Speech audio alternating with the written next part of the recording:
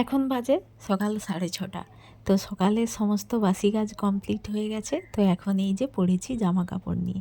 আর ওয়েদারটা দেখছি মোটামুটি ঠিকই আছে এখন। তো দেখেই কিন্তু জামা কাপড়গুলো ভেজাতে শুরু করছি। আসলে চেন্নাই থেকে এসেছি, তো এত জামা কাপড়, তো বেশিরভাগ কিন্তু শীতের পোশাক আমাদের ইউজই হয়নি। তো ওখানে যে গরম, সেটা কিন্তু আমি আগে জানতাম না। তো তাই আমার একটু ভুল হয়ে গেছে, শীতের পোশাকটাই বেশি নিয়ে যাওয়া হয়েছে। তো ওখানে গিয়ে দেখছি এতটাই গরম যে গরমের জামা কাপড় দরকার, কিন্তু কি করা যাবে, সেই সব দিয়েই চালিয়ে নিয়েছি যতটা যা চালিয়ে নেওয়ার।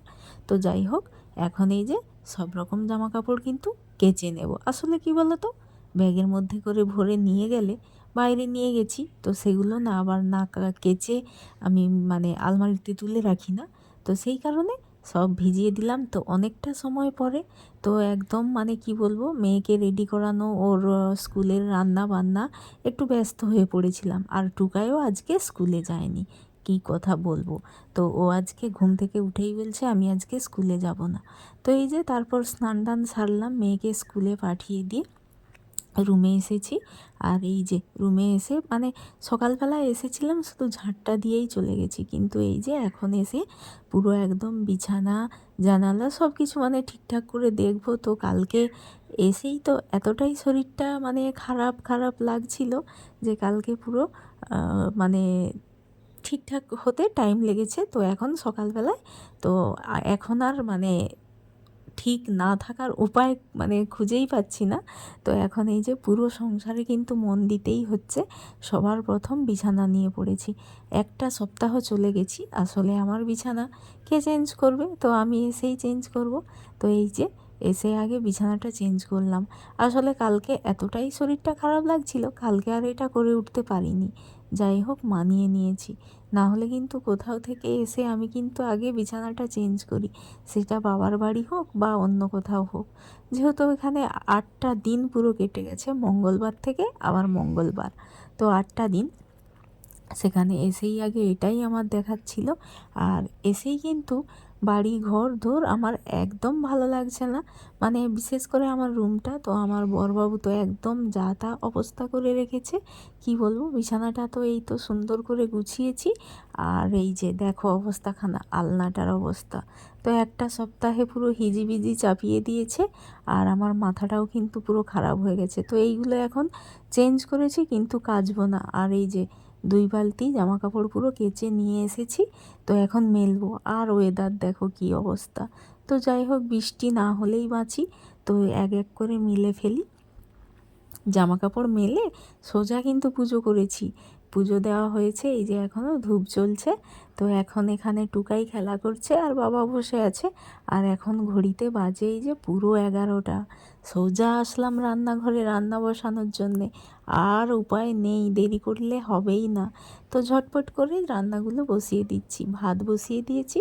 আর একদিকে মুসুরির ডাল বসাবো, তাই ডাল বের করতে এসেছি।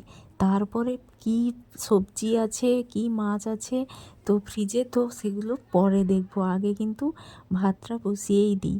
তো চলো ডালটা বসিয়ে দিয়ে তারপর কিন্তু একদম সোজা আসলাম এই যে ডাল বসাতে। তো ডাল বসিয়ে দিলাম, তারপর এই যে কিছু কিছু দেখো অনেকগুলো রান্নাও আমার হয়ে গেছে, এই যে হচ্ছে অলরেডি।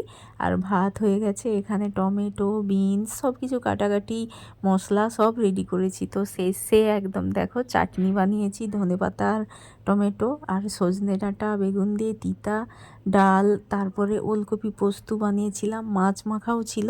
আসলে কি বলো তো, অনেকটা লেট হয়ে গেছিলো, তো তাই ঠিকঠাক করে শেয়ার করতে পারিনি। সবার খাওয়া দাওয়া হয়ে গেছে। তো এখন এই যে দেখো বৃষ্টি পড়ছে, মানে কি বলবো, ছুটোছুটি করে মানে সবাইকে খেতে দিয়েছি, টুকাইকে খাওয়াচ্ছি, তখন সেই মুহূর্তে বৃষ্টি এসেছে। সব কিছু তুলে যেখানে যা পেরেছি মিলে দিয়েছি, পুরো সব জায়গায় যে ব্যালকনি ট্যালকনি সব ভর্তি হয়ে গেছে। আর এই যে দেখো এখনও কিন্তু টিপ টিপ করে বৃষ্টি পড়তেই আছে, মাটি ভেজা ভেজা দেখাচ্ছে, পুরো যেন কেমন একটা লাগছে। এখন 2টো বাজে, তো এখন একটু ফ্রি হয়েছি।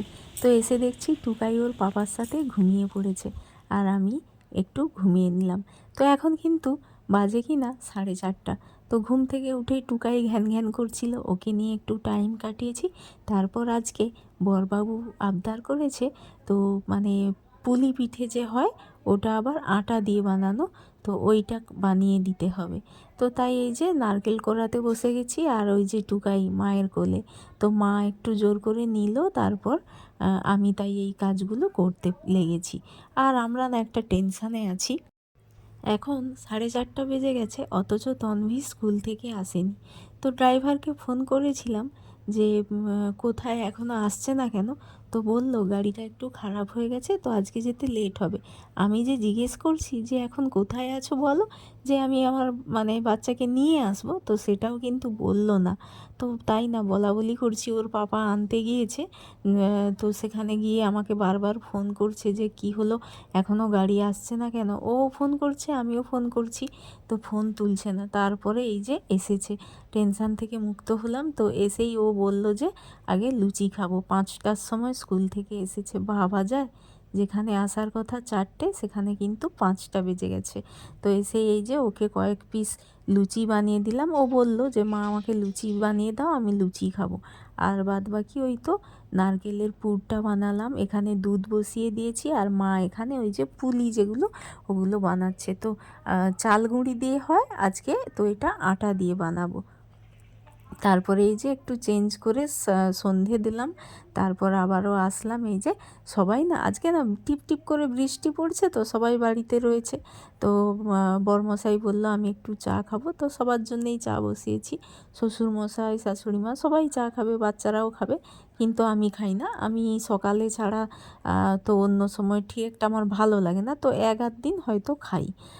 তো এই যে সবাইকে এখন লিকার চা করেছি, তো লিকার চাটা দিয়ে দেবো। তারপর ওই যে পুলিগুলো বানানোর কিন্তু এখনও বাকি রয়েছে, তো অনেক কটাই হয়েছে, তো সেই কারণে বাকি রয়েছে। আর মা এখন গিয়েছে ঠাকুর প্রণাম করতে। আমি সন্ধে দিয়ে আসলাম, সবার জন্য চা বানালাম। মা এবার গেল যে আমি একটু সন্ধেটা করে আসি, ঠাকুর প্রণাম করে আসি, তারপর আবারও বাকি থাকলে এগুলো বানাবে। তো আমি বললাম যে না, আমি বানিয়ে ফেলবো। তো দেখো একটা একটা করে পুলি বানিয়ে নিচ্ছি, বানিয়ে তারপর ওই যে দুধ ফোটাতে দিয়েছি, তো এই দুধের মধ্যে ডাইরেক্ট দিয়ে দেব। আর এখানে এই যে গল্প করছি, বড়মশাই সামনে রয়েছে, কিন্তু গল্প করছি, বলছি যে তোমার মানে বড়মশাই কিন্তু এইটা আবদার করেছিল, তাই আজকে বানিয়ে দিতে হলো। না হলে কোনো প্ল্যান ছিল না, প্ল্যান থাকলে সকালের ভ্লগেই তোমরা দেখতে পারতে যে আমার মানে আপডেট, যে আমি অনেক আগে থেকেই তো সব কিছু রেডি করি, তো সেই কারণেই। তো এই যে দুধ পুলিগুলো ফুটছে, এখন পুরো ফুটে ফুটে এক হাঁড়ি হয়ে গেছে, অনেকগুলো হয়ে গেছে বেশ, দেখো, আর দেখতে বেশ ভালো লাগছে। তো এই যে এখন রুটিও বানাতে হবে, আর মুড়ি খাওয়ার জন্য এখানে রাতের যে, তো মা হচ্ছে ফুলকপি আর আলু ভাজা হবে, তো সেগুলো এখন কাটাকাটি করছে। এখন এই যে দুধ পুলিটা কিন্তু হয়ে গেছে, স্পেশাল মানুষের জন্য বানানো হয়েছে, তাই আগেই দিয়ে আসলাম উপরে যে তুমি আগে খাও, তুমি বলেছিলে তাই তোমাকে দিয়ে গেলাম, তুমি খেয়ে নাও। তো ডাকছিলাম, আসছিল না, তো তারপরে আমি নিজে আবার উপরে গিয়ে দিয়ে আসলাম। তারপরে আবার রাতের যে আর বাকি রান্নাগুলো, তো রুটি তো হয়েই গিয়েছে, আর এই যে আলু ভাজা হচ্ছে, আর ফুলকপি ভাজাটা অলরেডি হয়ে গেছে। তো চলো, পুরো একদম সারাটা দিন কেটে গেল, আর টুকাই এদিকে ফোন দেখবে, কান্না করছে। চলো, গুড নাইট, টাটা।